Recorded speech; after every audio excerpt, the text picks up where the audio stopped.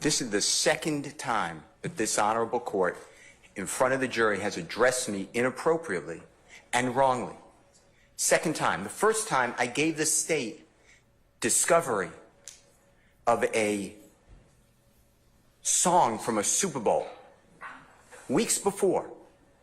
There was an objection. You assumed that I didn't give it to the state. I didn't want to embarrass the court. So you were yelling at me and saying, do you understand me? Do you understand me? And instead of saying, do you understand that you're wrong? I sat here and I said, yes, Your Honor. That was to protect the integrity of this courtroom and the court.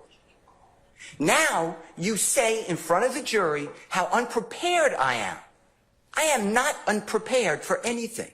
Okay, I have no. I need to make a record. Your Honor, Mr. Steele, wait a second. When you keep delaying, okay, and that's what's happening to the court.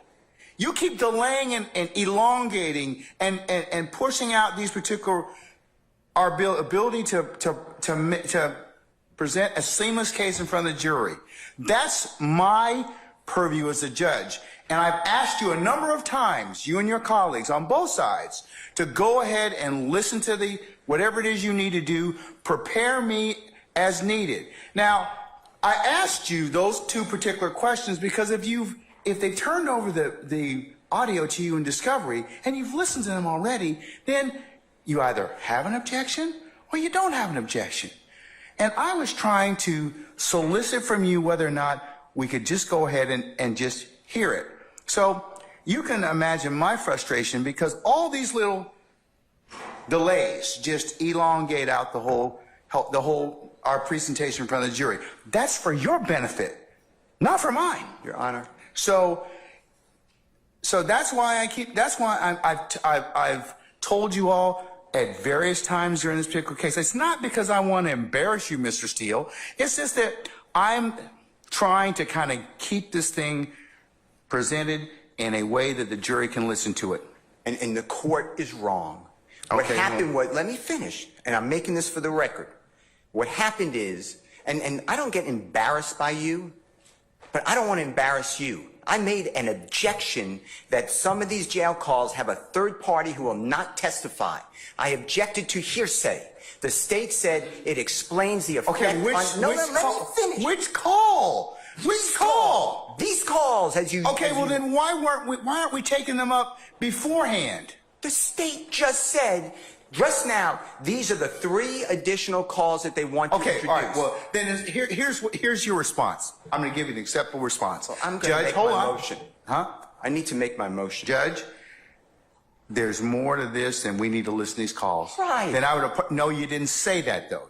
So I wouldn't have had that opportunity. But that's why I keep telling you this, okay? I mean, like I told you, forewarned judge, a happy judge. All right, so had you just told me up front, Judge, we have not had the opportunity to listen to all of those calls. We've only been able to listen to 2. I want to listen to the other ones.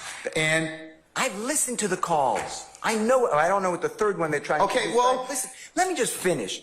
So you presuppose I don't know what the calls are. Well, I don't know what the third call is because Ms. Hilton, who's professional, said, I'll take a break and I'll let you know what it is. But the other 2 calls are the baseball game and at the chicken, they're discussing chicken wings. Or chicken. I understand those calls. There's issues in those calls that you need to address. But I politely make an objection and say, Your Honor, based upon what you told me, which is what you told me, we'll take it up later. I wanted to raise it. You tell in front of the jury how unprepared I am. And let me tell you something. I am not unprepared. I don't appreciate the court telling me that. And you don't, and I asked you, tell the jurors that you were wrong when you admonished me last time. You said you wouldn't do that. This is the second time. And you know what it does to me? I don't care. I'm hurt because you're a court, but I really don't care. But what does it do to Mr. Williams? Mr. Steele, I'm not trying to personally insult you or hurt your feelings, okay? You are a grown professional advocate. I'm a grown professional jurist. And people say things to me that border on the lines of I could take action or not. You have certainly said some of those things to me during the trial of this case. I have let them go.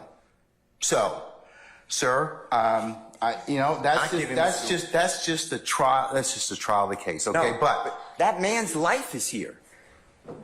Realize it and affects you know him? you're doing a fine job in representing him. Well, but you know what? That's just the way we are right now. But the crux of the issue is, Mr. Steele, and the representatives from the state and everybody else. What happens right now is I have to take a break in order to vet all of these issues, which I'm required to do, Mr. Steele. And that's what is kind of disappointing to me, because I have given you all this administrative time, all these breaks to go ahead and do this, and this is what delays the presentation of this case in front of the jury. You know, if I would have done what the state did, and I'm not poking anything at Ms. Hilton, you would have said to me, why didn't you share those calls with him before? What, you were out all day today. We didn't start court till 1 o'clock. I would have shared them. I know you would have. But the state didn't. I'm not poking fun because I can deal with it. But when the court then steps in. But here's the problem. I have a problem with it, because here's, at the end of the day, I got to listen to a 15-minute call. You don't have to listen to anything. But you have to make a ruling on it. Yes, but I have to listen to it in order to make the ruling on those. And even if you said you've listened to the chicken call and the baseball call, and if you say there's other issues that come into play, it's better for us to take those things up before I ask for that jury. And I could have done that this morning. I could have done that at another point in time. So, I mean... Well, I raised this issue to you, and I don't remember the date, but it was days ago. I raised it, and the court said, all right, understood, and we'll take that issue up when it comes. Okay. What am I supposed to do? Okay. Sit there and say no objection? No, no, exactly no, no. right. Not at all. Not I said, at all. Judge, it's an issue Not we at need all. to take up. Not at all. And in addition to that, today alone, and this happens, today alone, the state introduced 2 exhibits. I've never been given them before, ever. You know what I did? No problem. No problem. Because I think that's professional. One was a Google map. It needs to be clarified for the record that it was not done on September 11, 2013. And then a map with little dots with 0.4 miles. I've never seen before. But I didn't do anything, Your Honor. I want to move the case. But when the court, it gives me no pleasure in saying this. I believe that this honorable court is biased against Mr. Williams and or his counsel, and I ask you to consider recusing yourself, or don't do this again to me. This is inappropriate to me. I respect you, but what am I supposed to do? Sit there while you do this? I didn't do anything wrong. I did exactly what you teach me to do and the courts teach me to do. All right. But instead, no, I got to finish this.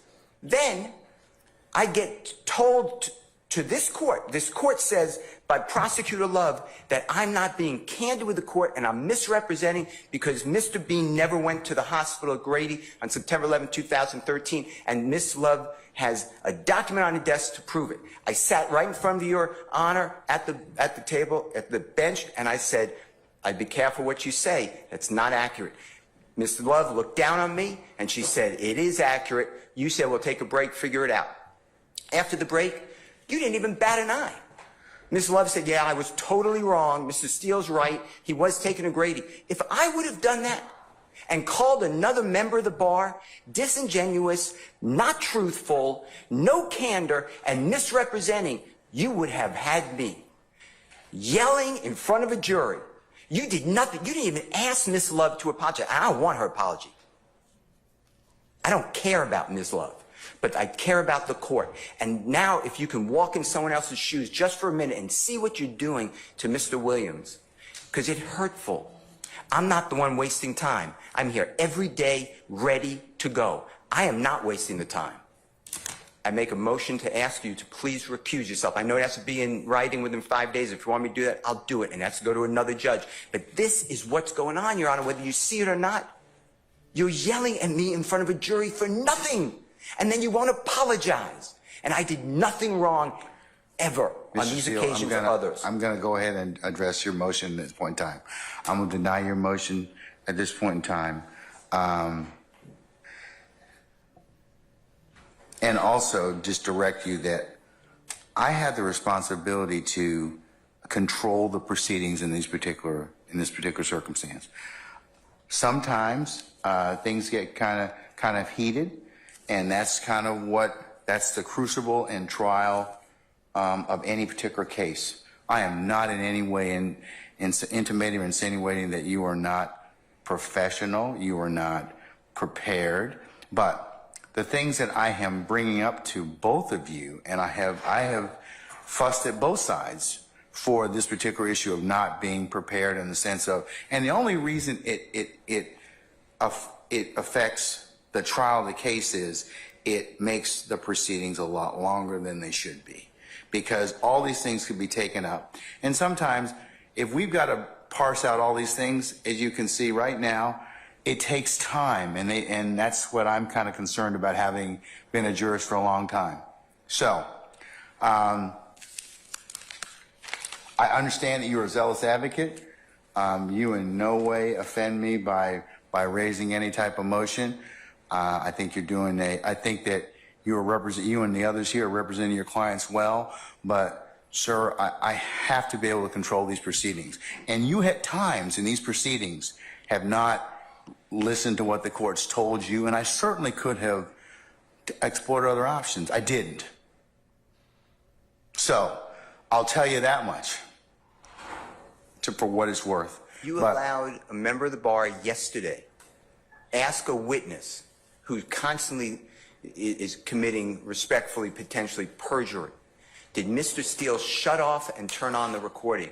I never did that. I wouldn't do that, and I didn't do that. Okay, and but sir, I would have said that question about another member of the bar, prosecution. You would have come over the bench and said, "How dare you?" I sat there and I said, "Outrageous." You denied the motion. I think 3 other people made motions to strike or to object. You denied it. Judge, I'm just telling you, the appearance, if not the reality, is not good here. I'm being... What, to who? To Mr. Williams. Okay, but... Maybe to the others. Maybe you're his advocate, okay? And that separate issue of whether or not you did what you did, the state accused you of that, they have the right to at least inquire about whether or not that happened. Now, whether or not it happened or not, I'm not making any comment on it, but it goes to bias, it goes to motives to misrepresent. That never happened. No good faith. Okay, but I'm not commenting on that. That's for the jury. That's for the jury to decide. I asked a question about a missing recording that I wasn't given of a statement made by Mr. Bean. And you know what you told me? And I keep telling you. You know what you told me? You said, does the state have it? They said no. You said, nothing I can do. I tried to cross on it. You sustained an objection. Because it doesn't exist at this point in time. Now, if it exists at some point, I told you I'd say it. 1, I tell you, I apologize to you. And then 2, I'll take corrective action against the party or the entity that failed to give you that particular statement. But the point is, everyone knows he spoke to the detective beforehand. No, we don't. That's the whole thing about it. You believe it. You honestly believe it, and that's true. On September 17th, 2013, I'm recording. Mr. Bean tells that to Detective Quinn. How is that far-fetched? Why would he ever say that? I lied to the other detective. Why would he ever say that? I mean, logic has to come into this courtroom at times.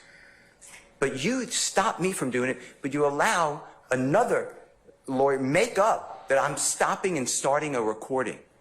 And he says, well, I don't recall, I don't remember anything. Here's the thing, that's why probably Miss Love asked me to put it under seal for the time being, but I mean, I'm not saying anything, but if true, that's a pretty serious accusation. If true, I'll die right now. How about that, Judge Glanville? Your Honor, I object to this. I don't care about her objection. I'm speaking with the court. Your Honor, I object. I'm speaking with the court. Okay. I'm speaking with the court. Let him finish, and then you can state your... My point is, if you don't see what's going on, it's because you're not viewing it out of the lens of a juror. Mr. Steele, I can't do that. I have to be the referee. So the jury decides those particular issues of believability and credibility. Now, I'm not getting into the throes of war between you and the state. That's your business, and that is certainly nothing to do with a throw war. No, but I mean, it's your ability as an advocate. I told you before, that's your ability as an advocate. All right. What I'm saying is, you said in front of this jury, I was unprofessional. I am not unprofessional. You were wrong. I think at that particular point in time, given the totality of what happened, that's what the court's assessment was. Sir, I am. But it was wrong. It's a snippet in time. Mr. Steele, you're a very good attorney, but I'm a professional jurist, and you may not like some of the rulings that I make, and you may not like the way that the trial is going at a particular point in time. That's for all advocates. Miss Love and her colleagues, I've told them the same thing. But I think that, you know, my job as the referee is to give you a fair trial, and that's what I'm going to do. Well, I hope that's true. But you just told the jury I'm unprepared. And I am prepared. I don't understand why you would say that. Both of you, and I'll level this against the state. Both of you, that's being unprepared, because that I have to then listen to this to rule on it. I understand, but I'm the only one that the jurors here, the court, take ire with. Ever. Without an apology, without... Oh, I think I've taken Miss Love and Miss Hilton and her colleagues to task many times. No, I've heard you yell. I've taken them to task as well. I've heard you say to her, "Stop interrupting me. Answer my question." That's taking them to task. The jurors never heard that, ever.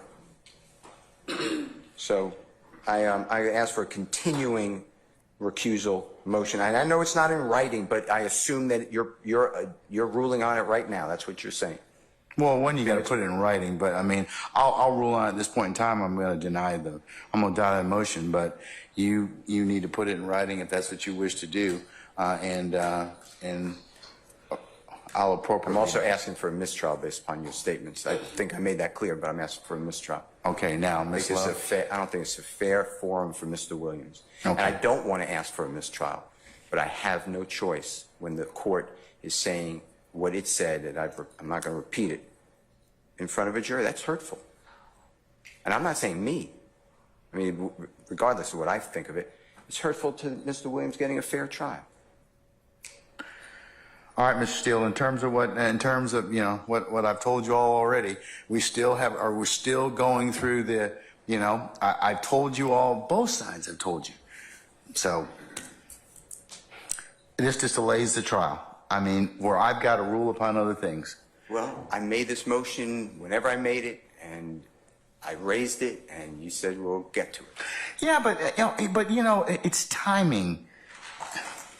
I mean, did you raise it when we first got in here this afternoon? Did you raise it yesterday? Did you raise it kind of so I could kind of take it at that point in time? None of you did. If I would have been told that there were going to be 3 additional jail calls, I could have raised it. The 2 others are already in. I didn't object. All right.